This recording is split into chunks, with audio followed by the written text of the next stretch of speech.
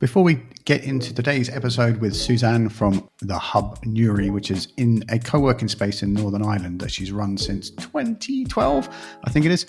We've got two things coming up in 2026, which I want you to get in your calendar, like write it on a bit of paper as you're listening to this or save it in your phone. There's the Unreasonable Connection co-working event, which is in London at the end of February, and it's going to be 150 co-working community builders talking about how to run your space better, how to do your job better, how to be part of your local neighborhood and really connect with people in your local area.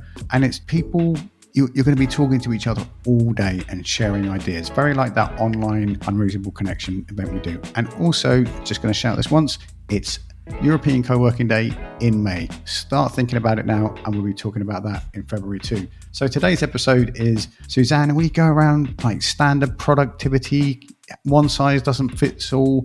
One of the most important things in here is when you run a co-working space, you're a community manager, you have to hold everybody in the space. That sounds a bit, hold everyone in the space, but like you are the go-to person for everyone in your building and in your community. And also you have to work out the business. And if you don't own the business, you work in it. You have to be accountable to the people that own it, and that's a lot. So we talk about how to manage your energy, manage your time, and avoid that lonely middle. Other little productivity things here, particularly zone of genius. So watch out for that bit. Anyway, let's get into the show.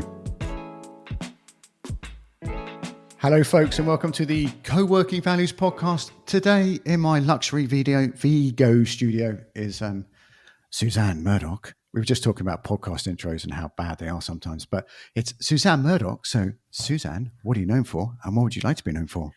No pressure with the intro, but so I am Suzanne Murdock. I am a heart-led coach, mentor, and long-time co-working operator of the Hub Newry in Northern Ireland. I guess I spend a lot of my time focused in helping people-led micro-business owners and more regional independent co-working operators in terms of overcoming that overwhelm, trying to get more clarity in their lives, and really designing more real-life sustainable structures that they can work alongside with their energy, time, and the commitments that they really have in their real lives. So to tell you, Bernie, a little bit about my origin story, it might put it more into context. So back in 2009, we left what was very high-pressured London environment to move to Newry, Northern Ireland, for what we thought would be more of a slower, safer, more human-centred life with a very young family. So landed in Newry, which is a border town between Dundalk and Belfast side of things. No real support system, completely alien place to me, lacking that whole sense of belonging and the cultural roadmap. And I guess as an English woman, there was quite a lot of uncertainty living on that border town with well-known history in Northern Ireland, albeit Patrick, my husband, was from here originally. And at times it could feel really, really uncomfortable, but in ways that I couldn't really put my finger on. And just knowing that sometimes if people heard that English accent, there could be a lot of judging and assumption made. But I just didn't really know how to navigate that at the time, and we didn't have that support network. So juggling childcare, isolation, and that whole realities of starting life from scratch, really. And it kind of became the first seed of building the Hub Newry, our co-working space today, that was set up back in 2012, which is really a lived example of building a business with extremely limited capacities in terms of time, energy, childcare, and that emotional bandwidth that comes with it. So today it's very much a people-centered workspace where relationships mean everything to us. That whole sense of belonging and champions around us, local alliances.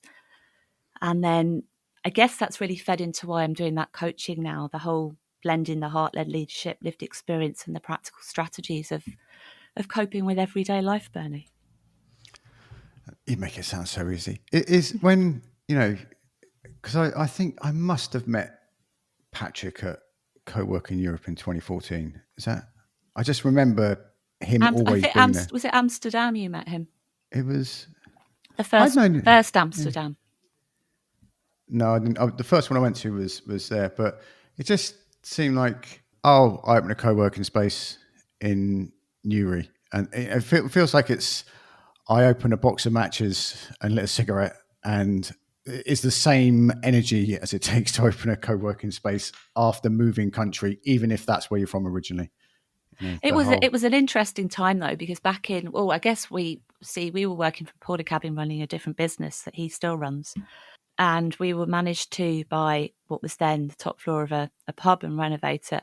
So we had this big open plan space, and he'd come across co-working across London and Europe at the time. It was still a really new concept, and I think the whole idea to me made sense, but I didn't really get it, didn't really understand what it was. But we knew that there were other people like us that were coming into this city, didn't know anyone, or they'd gone away, they'd grown up here, gone away for quite a few years and come back, and were having to navigate all those unknowns. So we knew that there were people that were in the same position as us. But how could we find them? How do we reach out to them when that whole co-working concept was pretty unknown at the time? So we spent a good 2 years trying to navigate that and script it so that people understood it and understood the values and the benefits of it. But gradually, one by one, they came and they grew their businesses, and we grew relationships, and we all organically grew that concept of co-working together, really. And it's just evolved over the years. I know what you mean, but I've always feel it's like very, very hard to explain that, from my own, as we were talking before I came on, like the first place I was like a full blown member of was the first Main Yard Studios in Hackney Wick. And it was right after, that was 2013. So it was immediately after the games and the whole area was developing. And now it's just looks like, it's all taken over now. Going somewhere every day with a group of people that were pretty much, the same age, and people were just about having kids or just had kids, or they was running their own business and trying to juggle everything. I didn't really know what I was doing. I was like new father, going to a co-working space, doing pretty much what I am now, but had it worked out even less. But that's sitting around a table and having somewhere to go was amazing. And having other people who were still working it out and swapping ideas was also amazing. And it's kind of like an underrated resource of having this structure in your workday when you're running your own thing. There was a question. I always do this. There was a question in there somewhere, but say something smart. No, I completely get that. And I think when you are a new parent, we mentioned earlier, there's no handbook that comes with that. There's loads of unknowns. And until someone maybe brings up a certain topic, you're thinking, oh God, I haven't even thought about that. And it goes similarly with running a business. If you're new to that, you're a new entrepreneur and you haven't had to navigate, I keep using the word navigate, I'll stop that, like the complexities of compliance and red tape and all of that. Sure, you don't even know where to start. You might even realise that you have to do certain things, tax computations and returns and all of that.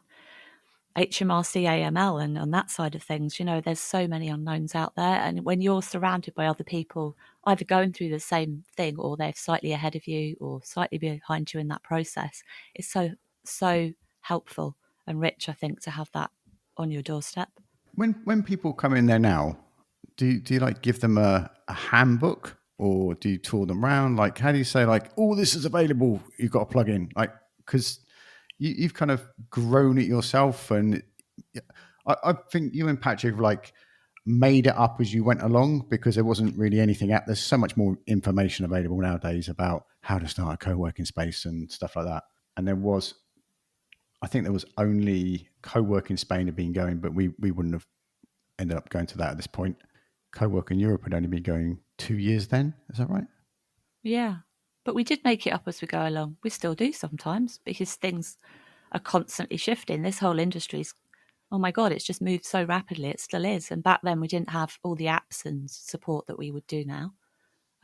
We were talking earlier, you didn't have the likes of Zoom or Zencaster, Canva for marketing. You didn't have any of that. So, there was so much that we had to just learn while we were doing it and ask other people. Not even necessarily the whole business of co-working, but business in general.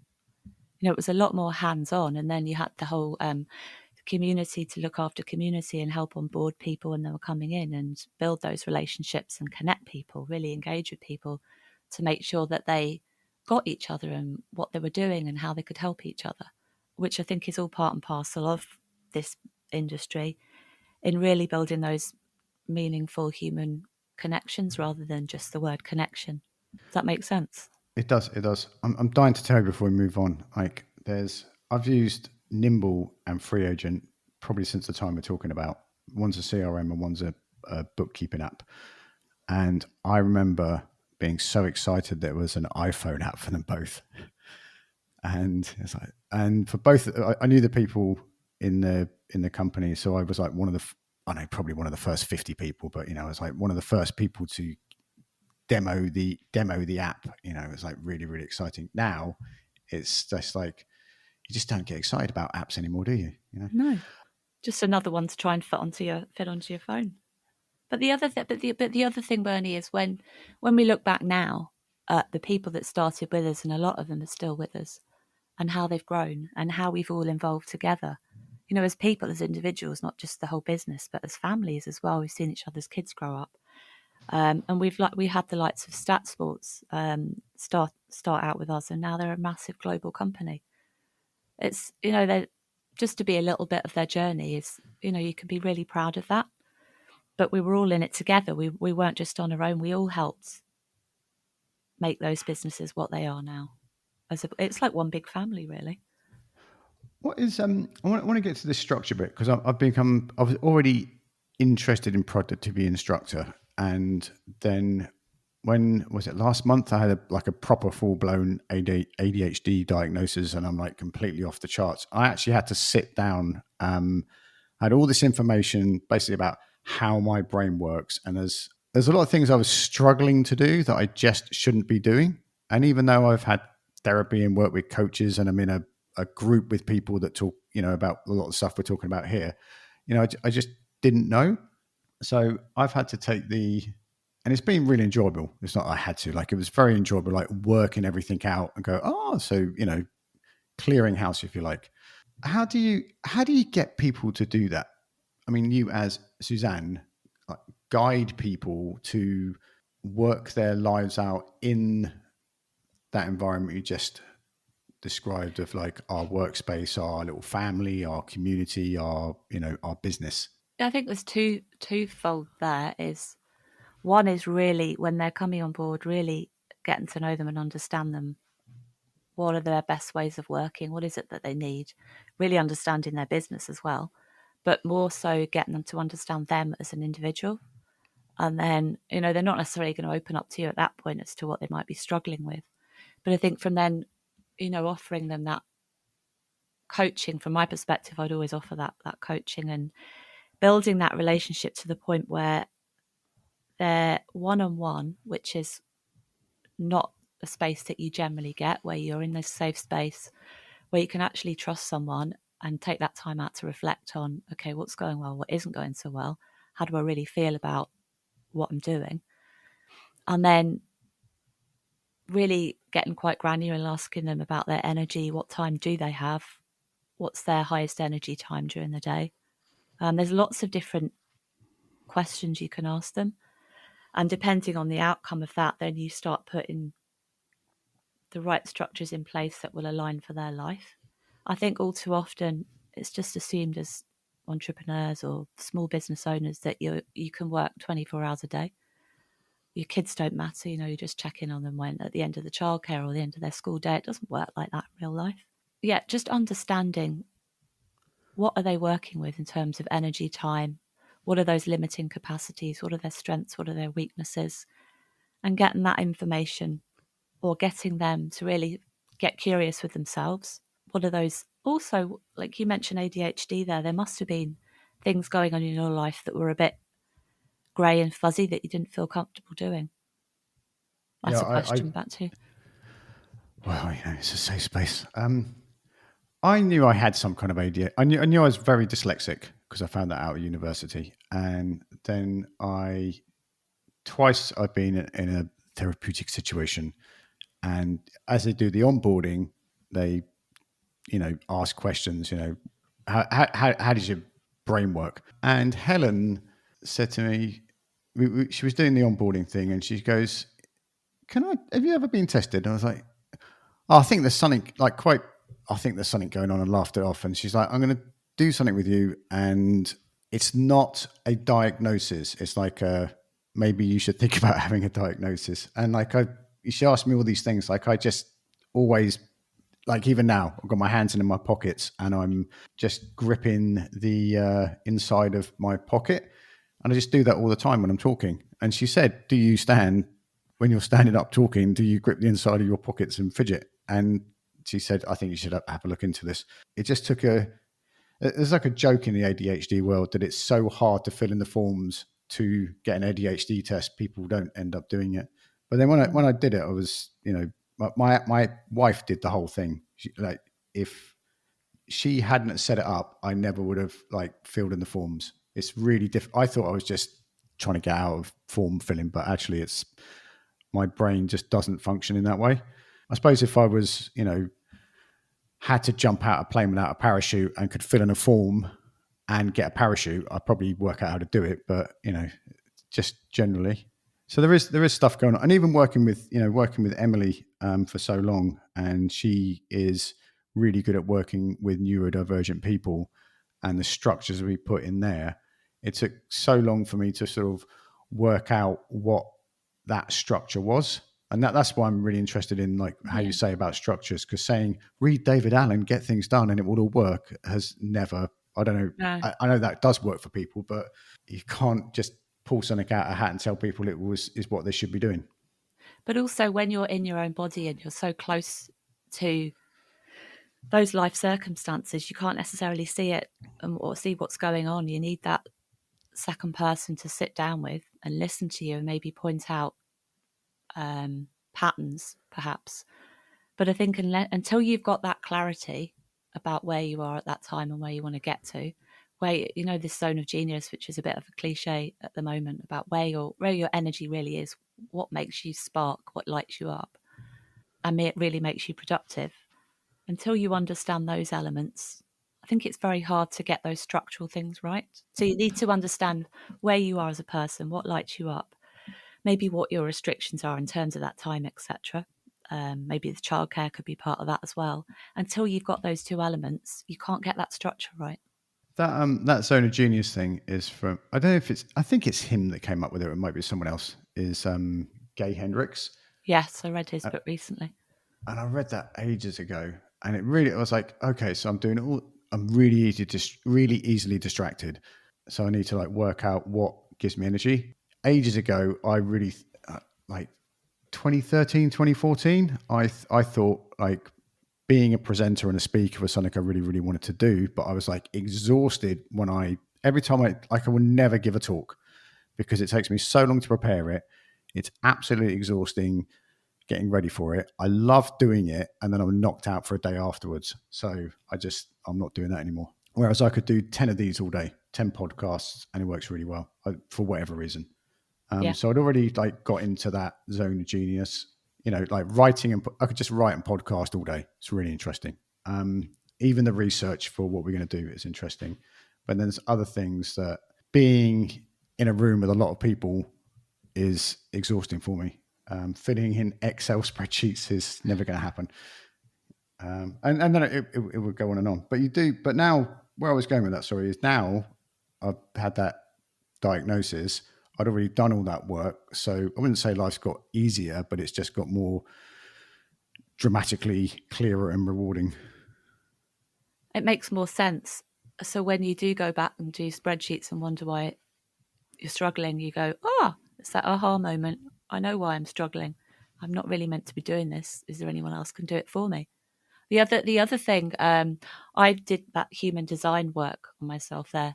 I think that was during COVID, and I picked up a book there a few weeks ago to remind myself what I'd already read and what I already knew, but it was so long ago I'd put it to the side. And it's that human design, so I'm what you call a 2-4, so a split definition. And I always wonder why. I love my own time. I love just being with myself and having that time to reflect. But then if I do too much of it, and don't connect with other people, I lose a lot of confidence. So I still have to have those times of connection, which is what I do at work every day. But too much of that can really drain me. So I have to very much balance those two things hand in hand. And now I've got like a management system where I know my triggers if I've done too much or not enough of one or the other, and what's going to happen, but also how I can pull myself out of that zone and get myself more balanced again. So it really keeps coming back to really knowing yourself and having champions around you as well that can pick up on that for you if you're not noticing what's happening. I think that is really important, and I think people like taking time to know themselves and work with a coach is. I hear more people doing that nowadays, but the importance of like actually doing that is still a bit underrated. Because as you say, somewhere earlier on you said work 24 hours. And even though I know I don't work 24 hours, but even though I know better, like now I'm just going to stop doing this and go for a walk because the law of diminishing returns or something. People, particularly people that start something and they're really attached to, I've met, and I've been like this as well. So I'm not being, super judgy and flippant, but I've met people particularly running, when you have a space or a building, whether it's a restaurant or a co-working space, there's all the responsibility. You sort of walk into this thing that you're looking at that's like hemorrhaging you money every day.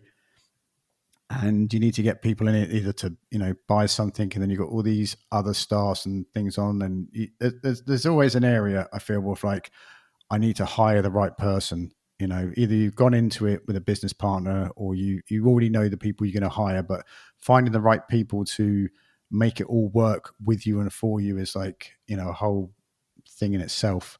So there's a lot to deal with. And if you like talk about everything with those people and never go and talk to someone else, like when you talk to a coach or a therapist, you just have to get to the point. You can't spend the whole time reminiscing and building the story and everything like that, because they just don't understand or take it. You just have to say, this is the problem. Or not, well, yeah, yes and no, in that a lot of people don't know what their problem is. So it's the coach's job to ask those deeper questions to get to the bottom of it. So they'll have an overarching story of maybe what the ultimate goal is, but they need to dig deeper to find out why is that goal your goal? What's going on underneath? So it's asking those deeper questions and really listening to that person. Listening is a huge part of it. That's exactly what as I got to the end of that, I thought what I meant to say instead of all of that was the problem is never the problem. And so thank you. Oh yeah. No, Matt, no, it rarely is. Can you say a bit about that? Because that is a really important distinction of like, oh, my problem is my computer doesn't work, but it's, So for me, if I tell you a little bit of story about me, is I grew up in a really small family. It was just me and my brother. We didn't have we have one cousin, so it was a really small family. We had our grandparents with us all the time. We felt really at home with them. But every single Sunday without fail, Sunday roast dinner, I would get sent to my room. I hope my mum and dad aren't listening to this. If you are, I'm sorry, but I'm going to tell the story anyway. I'd get sent to my room, only half a dinner eaten, because I'd said something that they didn't agree with in a conversation, and it was called an attitude problem. So from there, I think this is where from where stemmed my speaking phobia, public speaking about my business, and it really held me back for years. What was the question, Bernie? Forgotten what the the question was. behind it, it's never the problem. The That's problem, it. Yeah. So I thought that this was my problem for years. I've done a lot of digging, but when I started talking to coaches, not necessarily therapists about this, but more coaches and other people who'd struggled as well, the problem wasn't the goal for me, speaking more, doing big public speaking and on stages, etc. It was really about, okay, why is this happening to me? Why have I had a problem with this all my life? What would give me the right platform, structure to be able to tell my stories, but in a way that I feel comfortable with? And it wasn't until back in 2021 when I started doing my podcast, and I didn't even know at the time what the hell I was doing. Why am I doing a podcast? I can't talk. And it scared the shit out of me. Did I find my voice? And I felt really comfortable because I was just talking to one other person like we are now. Now, had I been standing on a stage, I think I probably wouldn't have slept for about a month beforehand. But it was more the process and digging deeper into why I had this problem and how I could overcome it was more so my goal than the overarching, I'm going to get up on that stage and give an hour-long talk. And now I speak to so many people who've had the same issue and they think their goal is as well standing on that stage, but it's not. It's about learning about themselves and their strengths and how they can tell those stories in a way that gives them energy and it doesn't take it away. So that's just one example of, how it goes deeper than that overarching goal. That whole little bit there was incredibly relatable. It's unsurprising for two podcasters doing the thing. One thing I keep meaning to ask you about is this can be our finishing move for our carefully structured podcast. In the context of a community manager, you have to hold everybody. And can you say a bit about your take on, from your own experience and working with other people, like the whole I always think of that line out of Superman, "You've got me, who's got you," kind of thing, Yeah, well, I guess when we started the business, it was it still is. It's a people-led business. Co-working is. It's very much about building those relationships and keep on engaging. And it's not a dip in and dip out thing. You've got to constantly engage and be there because you're the one that people turn to a lot of the time when they're unsure about things. Anything from how's this printer work to, okay, I'm stuck with this in my business, or I've got this conference coming up, or I'm feeling like this. Can you help? They generally turn to you because you've got that open door policy. And that's why you set up the business. That was your whole reason for setting up your business. But as much as we love to do that, that pot can sometimes feel very empty. You run out of your energy. It sometimes can be draining, especially if you're not in the right frame of mind that day.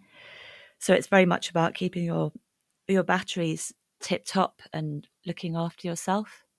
And I think we can hold so much that we need champions around us. We need to be able to turn to other people as well, which is one of the primary reasons why I wanted to go into coaching, to help other people through that, because we still have all those unknowns and there's not always someone for us to turn to. And I think as co-working operators in particular, and micro business in general, it can be quite a lonely place because you're juggling so much. It is a lonely place. So we need people around us as well. And obviously the co-working community is a big part of that because they know us and they can sometimes tell where we're struggling. So I think reaching out and letting people know when we might need a helping hand, for example, or we might need a coffee, it works both ways. It's very interactive as a community here in Newry, and I think a lot of other operators are very, very similar. There's many situations I've seen where every time I start saying something like this, I end up like chucking out someone's name and I can't. They've held everything themselves. We've been in a space and they've held everything themselves, and they were very new to the whole thing anyway. And they'd bitten off what they could chew, but they hadn't realized how much they'd bitten off, and they didn't know they could chew it yet. That could have gone better. And at one point they go, "I need some help." And everyone just dives in, whether it's hugs, setting up the email system, putting the toilet roll in the thing every day because you keep forgetting to it, or telling someone else they should calm down, sorting out the recycling, all these glamorous things, just the spreading the strain. Asking for help is like a sort of life skill that I think is really, I'm so bad at it. But also when you've got, a lot of the younger community managers who are having to deal with all of that and then also report to the owner, CEO, it's a lot because they don't want to let the side down, so to speak. They might think that they're expected to do everything, but they need to understand that they have to reach out sometimes as well. And I think that's a lot to do with the whole onboarding process for the teams themselves and for the members. And as I said, it goes two ways. Yeah, you're onboarding your members, but they need to know a little bit about you as well and what's expected of them sometimes. and how the whole community can work together. That's a whole new podcast in itself. I've got to draw it to a close there. I can feel loads of things coming in. Can you, instead of saying, here's my podcast, I'm going to put you on the spot here a bit. There's things we've spoken about here, and I know those stories have been told in your podcast. Like Stacey is a really good example. What would be good some follow up listening people can do from this? Yeah, so we've a podcast on our website, the Hub Newry, and it's called Powering Productivity, and it's very much talking to the audiences we've been talking about today, so micro business owners, local co-working operators, about real life examples and the juggle and the unknowns and that exploring yourself as a person. So very much around those areas and how you can get more clarity and structure. So if you tune into that, that's just on our website, the Hub Newry /Powering Productivity, and there's loads of stories on there that you can listen to. And also they're quite often replicated on our blogs page as well. I'm sort of going so hot, rather than just like linking the show notes, is this like Stacey's a good example when she's been on this podcast as well. It's like talking about how to do everything on your own when you run a business and you're a parent and you're a partner and you're an auntie and you're a sister and or a brother. You know, it's really important listening. And a lot of those people, seamless link here, folks. A lot of those people come to our Unreasonable Connection call, which is on the Sunday Wednesday of every month. But there's a link in the show notes to that, and that is we come in, say hello, go into small groups, talk about a question. Probably a lot of that energy is what we've been talking about here in this podcast. And then you just talk to each other about what's going on. You know, the questions are prompt, and whether it's what software to use or how to deal with a sticky member or how to, you know, ask for help. And then we come out with feedback, and that's it. And then there's the LinkedIn co-working group, and dive in there. Lots of people. Suzanne posts a podcast in there. Fanny posts a podcast in there. This podcast will be in there. And at the end of February 2026, we are going to be doing an in-person event and the Workspace Design Show in London. So link in the show notes to all of that. Say goodbye, Suzanne. Goodbye and have a wonderful day. Wherever you are in the world, be careful out there. It is a jungle.